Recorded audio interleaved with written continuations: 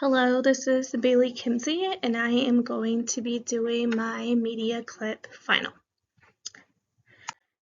So, question 1. Define least restrictive environment and discuss this concept as it relates to models of delivery for special services. My bullet points I put, least restrictive environment is a principle under IDEA that states that children with disabilities are educated with children who are non-disabled. Students with disabilities are removed only when education cannot be achieved in regular classes. So what this means is that the goal for students is to be in a classroom with non-disabled students. They want to be there as much as they can as long as they are succeeding. However, when an IEP, and this is how it relates to models of delivery, is that when the IEP is done, the explanation for the least restrictive environment for that student has to be discussed in that IEP, and we need to make sure that students are participating as much as possible with their non-disabled peers. One thing that we should ask is, could a student succeed in a general education classroom if they receive support? So if they can succeed in that classroom with non-disabled peers, that is the goal. You want them to be there as much as they can. You want it to be an inclusive environment. And if their education is not able to be like, if it's more harmful for them to be in there than it is for them and the benefits don't outweigh the harm, then it's probably best for them to just come and go as they need. That's why for each IEP, each student will be different and their needs will be different as well. Okay. Question 2. Why is the assessment process described as a cycle, and what are components of the special education assessment process? So my bullet points are, I put that it's a cycle because it is always being refined. The students' needs are always changing, as well as their grade level compared to their peers. So basically what this means is the IEP, that if a student is eligible for an IEP and they are given that, it is not going to be the same for each grade. The IEPs are continuously changing. Sometimes students just need them for a short amount of time, and then they can get to where they benefit and can be with everybody in the class that do not have an IEP. They're always being refined, and the IEPs have to be reviewed every so often, and so the reason it's a cycle is it's always continuous and there's always adjustments being made. What are the components? The components are the identification and referral, determination of eligibility, program planning, and program implementation. So basically, the identification and referral, that is where we're screening and we're identifying students with difficulties learning compared to other students. The determination of eligibility, that is where the IEP is developed by professionals. Reports must be reported to parents, and they must be reported to the evaluation team at a meeting. That is for the determination of eligibility. Program planning. So if a student is deemed eligible for an IEP, this is made from the team. It must be developed before the student receives benefits. So in the program planning, when they are deemed eligible, the IEP must be in place before they receive special needs services. And then program implementation, that is basically saying once the IEP is designed and it has to be approved by the parents, but once it's designed and approved by the parents, it must be implemented as soon as possible. So that is just a little bit about those. Describe at least 5 strategies a professional can use to encourage family participation in the special education assessment process. So I did make it personal, help parents get ready for the IEP meeting, level playing field, understand parents' interests, not their position, and provide meaningful progress reports. I found this all in the module. I believe it was a video that we watched a while ago. But basically making it personal, it just means that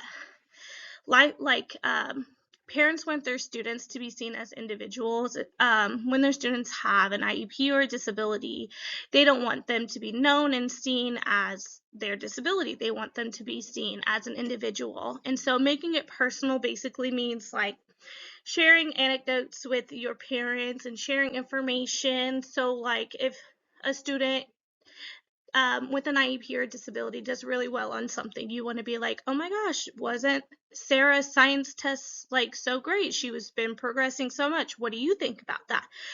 So I think making it personal is just making sure that there's that communication between you and the parent and or the guardians, and just making sure that you're continuously conversating about the student and their progress being made, or maybe if they didn't do as well as maybe we had planned or the goals, then you can also talk about it that way as well. But you just want to make sure that the students' needs and benefits and everything is at the forefront, and so you just want to make it personal with those parents. Helping parents get ready for the IEP meeting. So this basically just means like an IEP meeting for a parent, and I'm a parent, but like before this class, I would think going into an IEP meeting, you might not know what to expect. You might not be prepared, and you might be a little not confident about it. And so sending a questionnaire home that the parents can answer about their student or child can really just prepare them for the IEP meeting. You want parents to come in and like know what is going to be talked about and be able to answer questions that you might have. And so helping them get prepared by sending that questionnaire home is what you should do in that instant. Level playing field. So basically before an IEP meeting, you want to send your parents a draft, just so they can kind of see what is going into the IEP and what it looks like, and you can also take like their opinions and put it in there as well, or their suggestions if it aligns with standards and it is going to benefit the student. You just want to give them that so that they know what is about to come. They've seen the draft, they know what to expect, they know what their child or student's school life is going to look like. You just want to make sure it's level and there's no surprises when the parent comes in. Understand the parent's interests, not their position. Basically, this means parents with like a student who has a disability or an IEP are going to push for certain things. Like I believe one of the scenarios on the video was wants their child to have a parent or someone with them at recess in this. And instead of just saying yes or no, they said basically you should ask, well, what do you think would happen if that parent was there? Like what do we want the parent to do? Like what is the reasoning for this? And like the parent said, to keep my students safe. So then you understand then what the main concern was, and then you can adjust the IEP and go that way. So basically understanding their interests and not their position, because parents want their kids to be safe and all of that, but we also have to be realistic about what we put in the IEP. Number 5, provide meaningful progress reports. Excuse me. So basically what this is like continuously sending home progress reports, because there are goals in place and sometimes they are not met. And if a parent just assumes that these goals are being met but is not being sent continuous progress reports at the end of a semester, they might be like, oh my goodness, my child did not meet these goals, and at that time, there's no time for like a mid-course correction or an adjustment to be made to the goals. And so providing those meaningful reports is just really allowing those parents to continuously see how their student or child is meeting their goals throughout the year. Okay. Compare and contrast 3 types of derived scores: percentile ranks, standard scores, and stanines.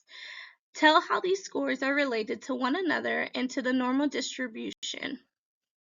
So my bullet point states that percentile ranks are scores that translate student test performance into the percentage of the norm group. Excuse me. Standard scores are derived score with a set mean and standard deviation. Oh my goodness, excuse me, I'm so sorry.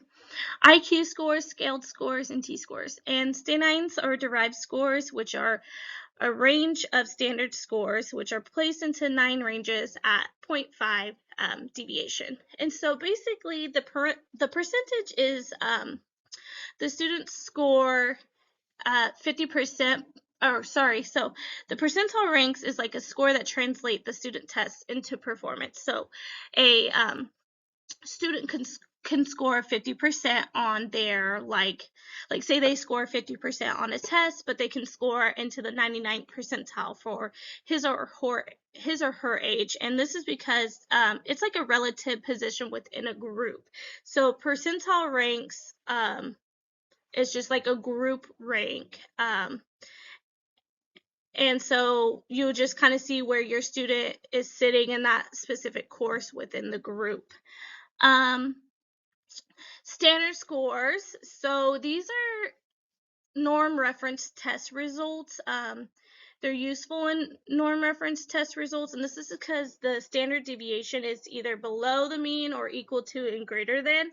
And so because they have the two different like deviations, you like below the mean, or it can be useful in norm reference tests. And then what's the other? The stanines. Okay, so stanines are a range of performance, more than just a specific score. So these are actually less precise than the standard scores because you get your group range, and so it's not going to be as beneficial to use when you're collecting scores. So yeah, let's see.